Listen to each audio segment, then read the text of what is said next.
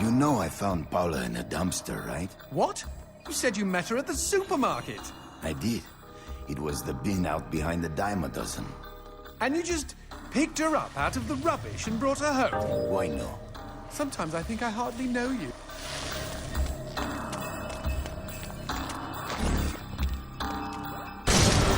What was that? I don't know, but we've got company, as in lots of. Well, if they pull up a chair, I would be happy to beat them with it.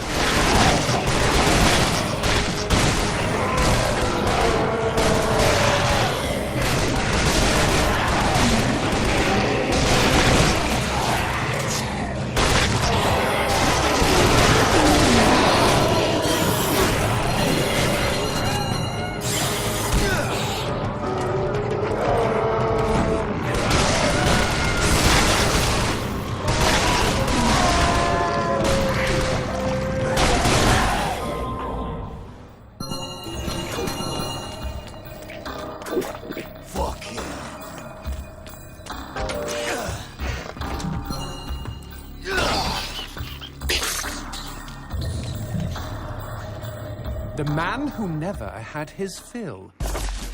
It was a cold and snowy eve. Certainly no night for a man without a home to be walking these grey and endless streets.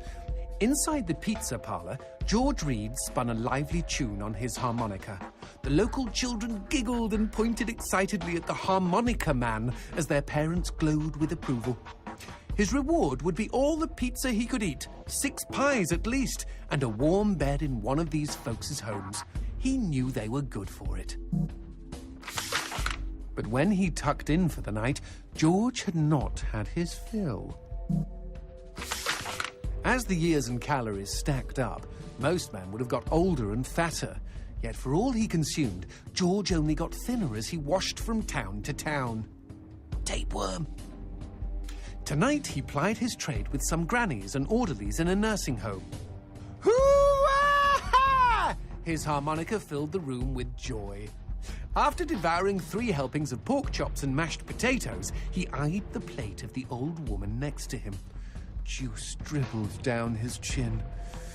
"Go ahead, Georgie," she said. "You're such a good boy, you shouldn't have to starve."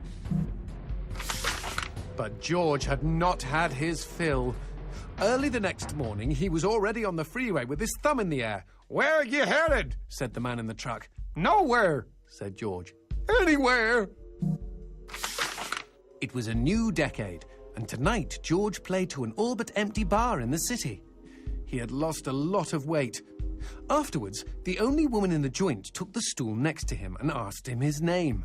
The bartender leaned over the counter. "You don't know this guy, Mary. George is famous, been all over the tri-state area." With a wink, he added, "Man's insatiable." And that night, George proved it as he buried his face in Mary's beaver. Holy woodland creatures! Attaboy, George! Attaboy, George! "Play that harmonica," she purred. But even after 5 trips to heaven and back, he had not had his fill. The morning after was an awkward affair as they stared at each other over coffee. One wanted to feel more, the other just wanted to feel. In his final days, George was all skin and bones. I can relate, except for the skin part. His last meal had been a mistake. It was on a sidewalk one night in a small suburban town that he came across the boy. Hungrily, and with an agonized grimace, he opened his mouth to beg for help.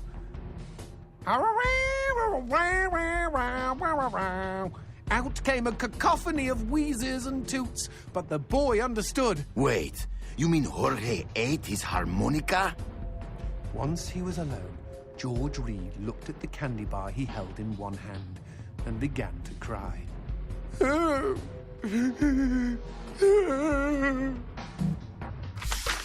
They found George's half-eaten body in a market next town over. In one hand he held a knife, in the other a fork. Chunks of flesh had been torn from his chest and his arms. Blood framed an eerie smile. The wind that morning blew fierce, and as it whistled through the hole he'd carved out of his own neck, the harmonica man played his last song in this world. There were gawkers, and many knew him. They shared stories of how he'd filled them with hope, filled them with life. They, at least, had had their fill. Especially Mary. The end.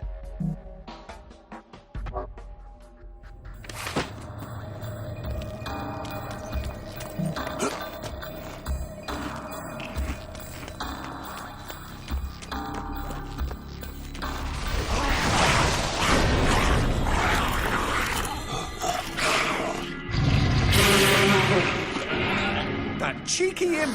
He doused our goat! Then let's put out some lights of our own.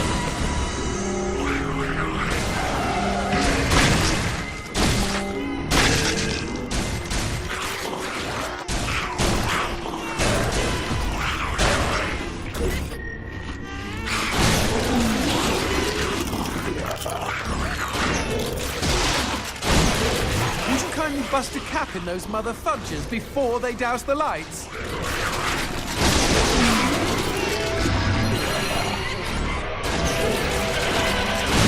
We never finished talking about you kidnapping Paula. I didn't kidnap her. Order out the skip. Isn't that illegal in some states? What did she say? Not for weeks. I was afraid to even touch her, you know. Like she didn't belong to me. Or anyone. But something changed. It was a phone call.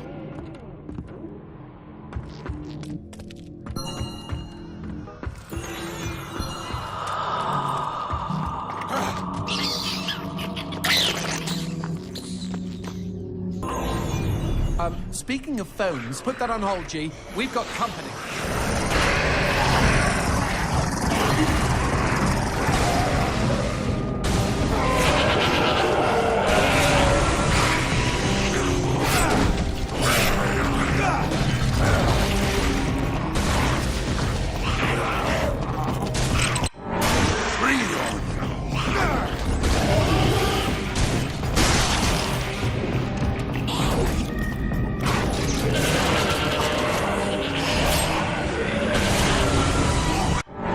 Imbecile!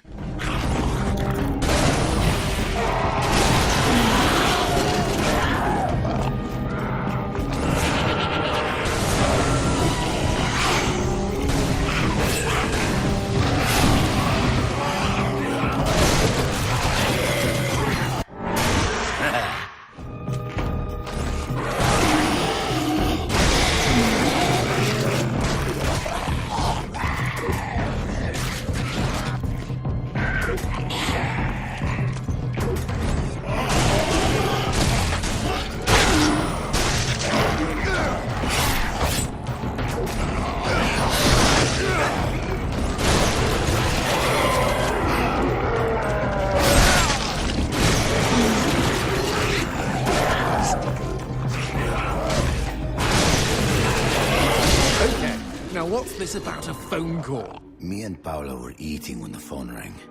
Suddenly, she slams her fork down and says, "Don't answer it!" Creepy. First thing she ever said to me. But I got up to take the call. Johnson, you should have seen her.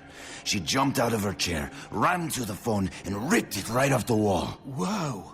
Then she came and put her arms around me and started crying. It was the craziest, weirdest, sexiest thing I have ever seen. I've been hers ever since.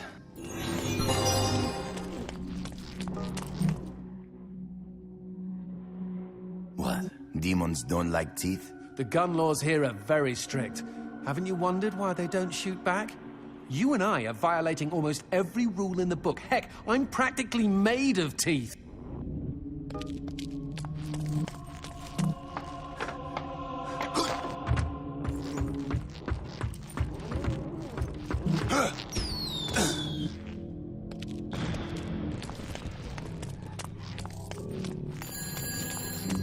Expecting any phone calls? No, siree. Maybe it's from Paula. Or at least someone with answers.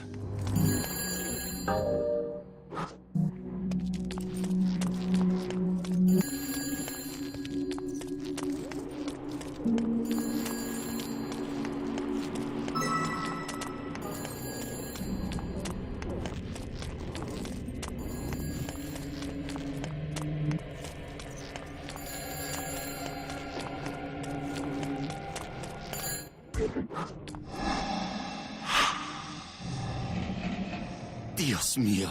Paula, is that you? When will this fucking torture end? Ah! From hottie to hamburger, just like that.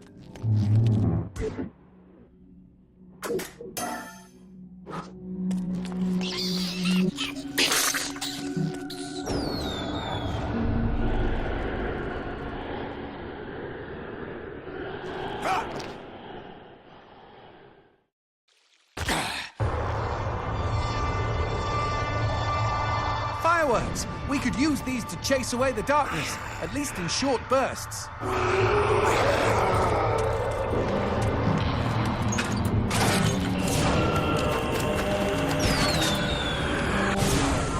Just look at them. Fiery sprinkles in a great big chocolatey sky. Johnson, shut up.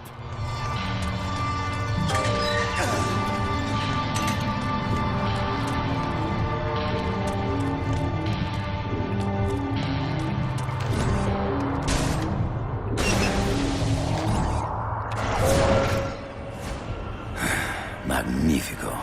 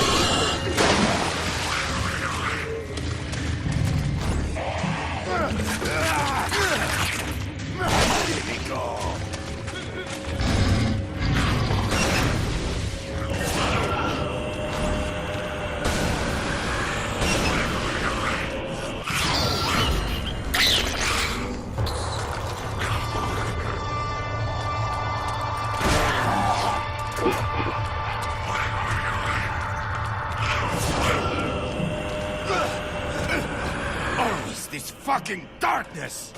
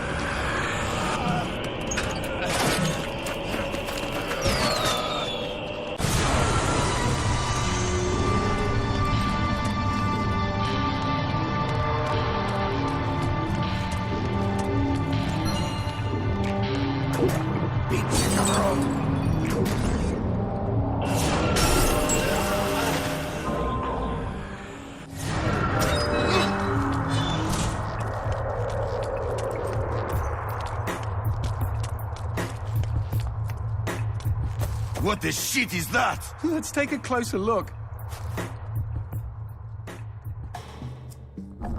Well, howdy-ho! Name's Christopher. Now, don't y'all be afraid. I ain't gonna bite. Trust me. You see, I'm what you call a mixture of beast and human. Oh, best of both worlds, my pappy said. But what are you doing around these parts? Ain't you immortal? Why should I tell you? All I see is demon. Well, shucks. You gotta look underneath the leathery exterior. Deep down, I am a sensitive and understanding listener. Some asswipe named Fleming stole my girl and took her to his castle. I am here to take her back. Meaning you are on a quest to kick the Prince of Evil's ass? Holy shit!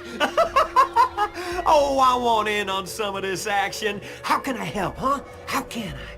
Well, I hope that you're offering more than just enthusiasm. I tell you what, I get purty hungry, and I just love them white gems. You get enough of those and we can trade. With the right incentive, I might even be able to introduce you to some real product. Know what I mean? Magnifico. Okay, then chuck them sparklies right down the hatch. Go on, feed me! Ah! Howdy-ho, if it ain't my bestest buddies.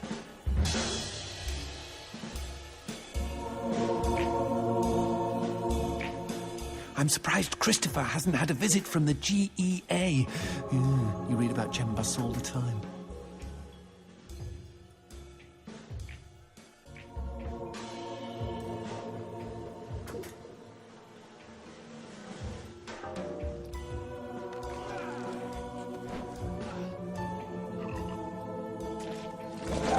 Happy trails!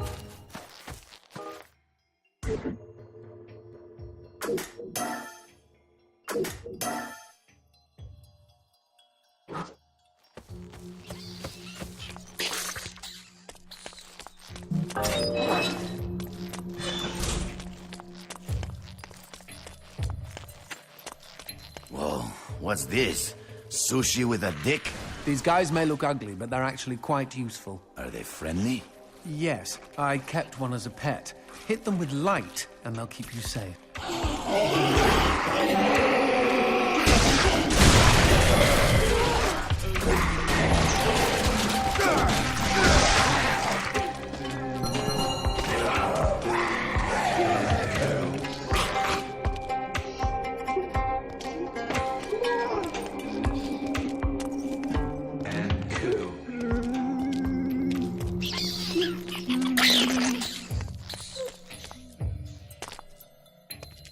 Cemetery. Really? I had no idea. No, there isn't. No need to get snippy. It's just this wasn't here before. Since when do demons get buried?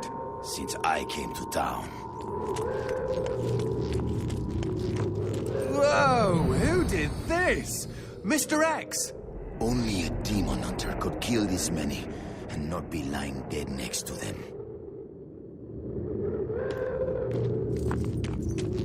Paula and I promised we would be buried together.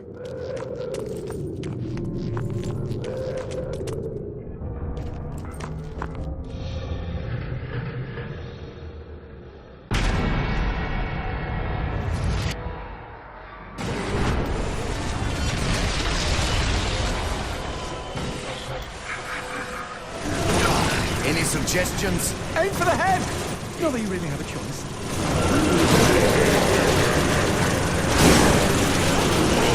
Shoot the red spots!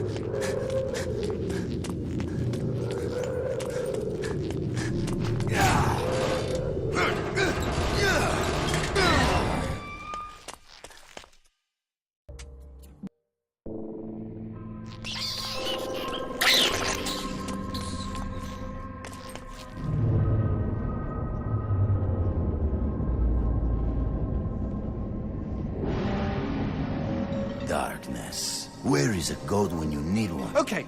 Crazy idea, G. What if we use that chandelier?